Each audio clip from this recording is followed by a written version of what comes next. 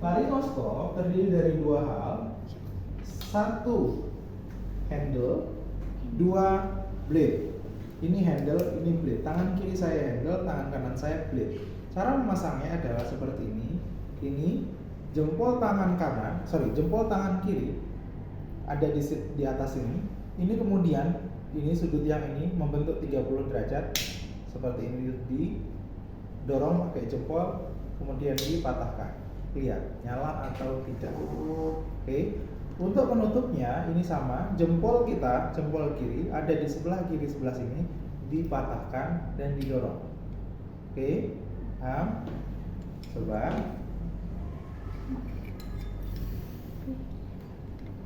Nih, ayo, tangan kiri dulu, tangan kiri, oke, seperti itu. Kembali ke sini, ya oke. Ini. Oke, dorong pakai jempolmu sampai nyala. Dorong. Nah, dorong pakai jempolmu, jempol kiri. Sip, patahkan. Ya, oke. Lihat nyala atau enggak? Nyala. Oke, bukan begitu. Oke, sekarang patahkan untuk membukanya. Jempolmu berada di sebelah sini. Ya, jempol kiri sebelah sini, patahkan, dorong. Jempolmu dorong yang ini. Nah, begitu. Oke.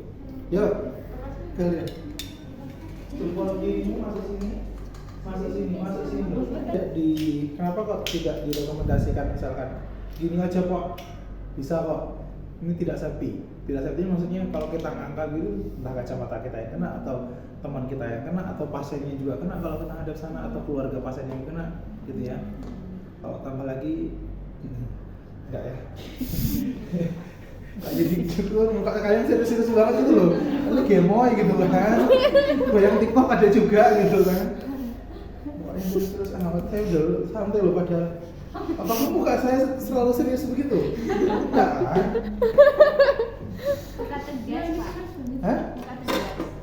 Enggak ada muka saya, padahal saya sudah lempar cukup sebanyak. Oke, lanjutnya yang kita butuhkan, apa yang kita butuhkan adalah ini Stetoskop.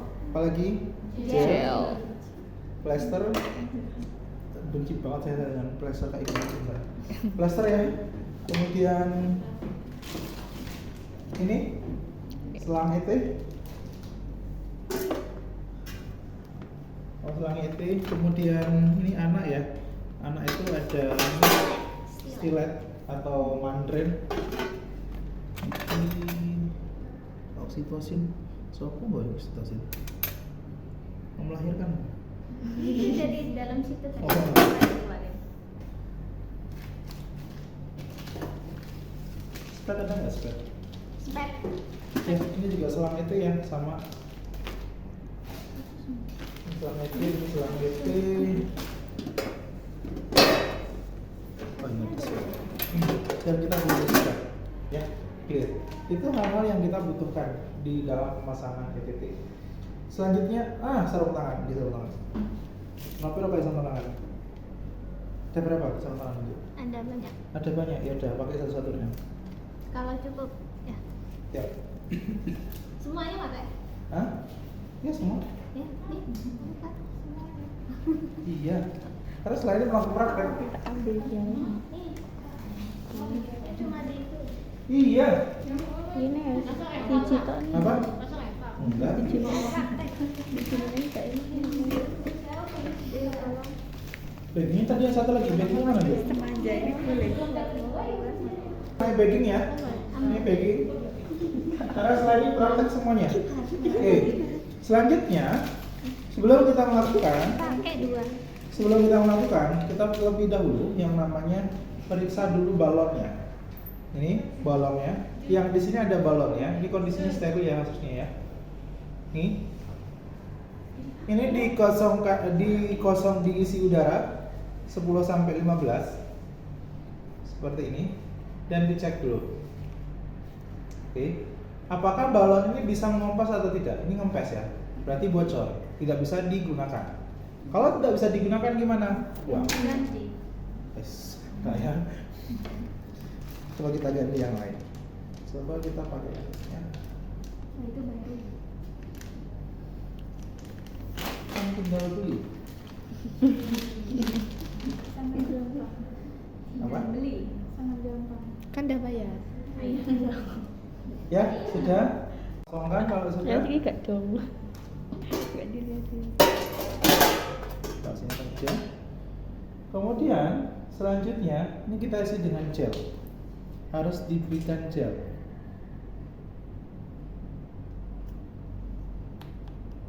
Oh ya, untuk informasi bahwa si ETT ini ukurannya berbagai macam. Ada yang ukuran 7,5, 7, kemudian 6. Untuk orang dewasa menggunakan 7 atau 7,5 tergantung ukuran badan si pasien. Ya. Kemudian selanjutnya stetoskop itu kita siap di sini.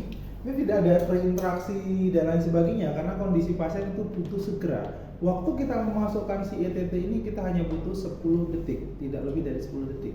Oke, sehingga daripada itu harus tahu letak anatomi dari pasien kita. Oke, mula-mula ini kita pasien dan memang tidak bisa dilakukan sendiri, ini harus berpasangan. Oke, saya akan lihatkan. Silakan berdiri. Silakan berdiri semuanya, nanti berdiri. Oke. Saya akan lihatkan caranya. Yang pertama adalah kita angkanya misalkan 1 mau dilakukan operasi, kemudian kedua pasiennya itu dalam kondisi apatis, ketiga asidosis metabolik tidak terkompensasi, sesak dan segala macam, pasiennya mulai ngamuk-ngamuk, keluarganya entah berantah mulai ngamuk juga. Ayo segera ditangani dan lain sebagainya. In emergency case, jadi rasional begini, harus memasukkan beberapa terapi farmakologi terlebih dahulu.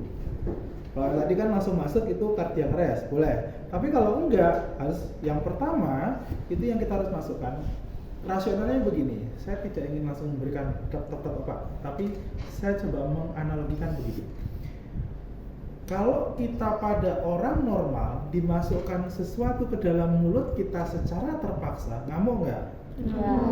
Maka pasiennya kita tidurkan terlebih dahulu. Jenis obat-obatan yang pertama kali kita berikan adalah namanya hipnotik. Itu dimasukkan ke dalam melalui IV ya, kiri kanan IV lain.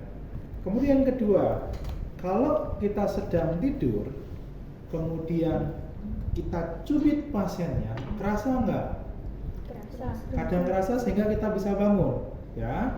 Maka dari itu supaya pasiennya tidak menyakiti, tidak terasa tersakiti, ketika nanti Anda kadang membuat trauma di atas trauma, maka pasiennya diberikan analgesik yang tingkat tinggi ya, analgesik anti nyeri.